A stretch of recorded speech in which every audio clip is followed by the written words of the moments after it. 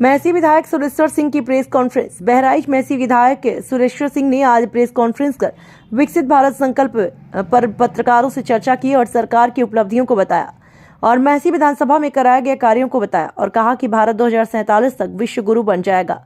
गांव तक 24 news channel के लिए देखें खास रिपोर्ट वीरेंद्र कुमार राव के साथ।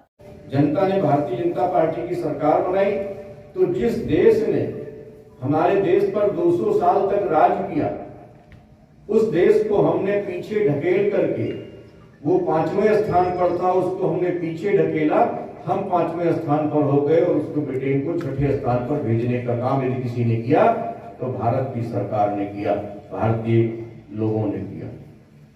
हमारी उपलब्धियां, हमने उत्तर प्रदेश को ले लीजिए, नागरिक स्वस्थ रहे, बीमार न हो।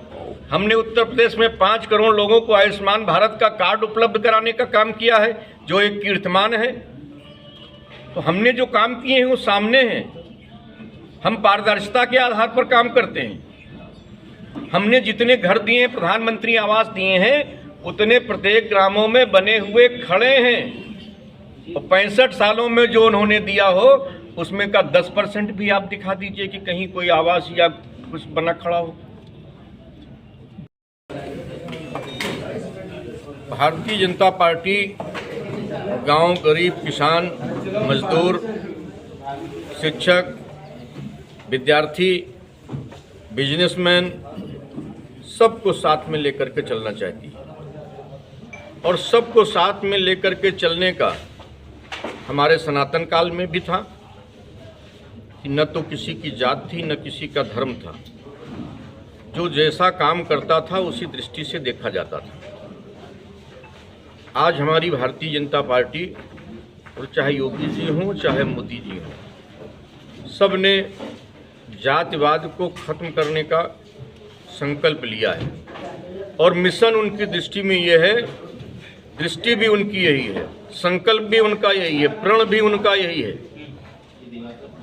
कि जब शताब्दी पूरी होगी तो 2047 तक हम अपने भारत को गौरवशाली भारत, विश्व गुरु भारत, विकसित भारत बनाने का हम काम करेंगे। और उसी उद्देश्य से चाहे नभ में हो, चाहे धरा पर हो, चाहे पानी में हो, चाहे सीमाओं की रक्षा करने का काम हो, भारतीय जनता पार्टी की सरकार चहुमुखी विकास करने में लगी है। इसलिए जन जन तक उनकी सुविधाओं का लाभ पहुंच रहा है। एक एक जन मजबूत हो रहा है।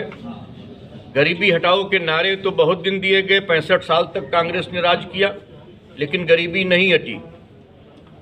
लेकिन आज मैं दावे के साथ कह सकता हूं, मैं बिल्कुल नहीं कहता कि एक भी आदमी गरीब नहीं बचा है।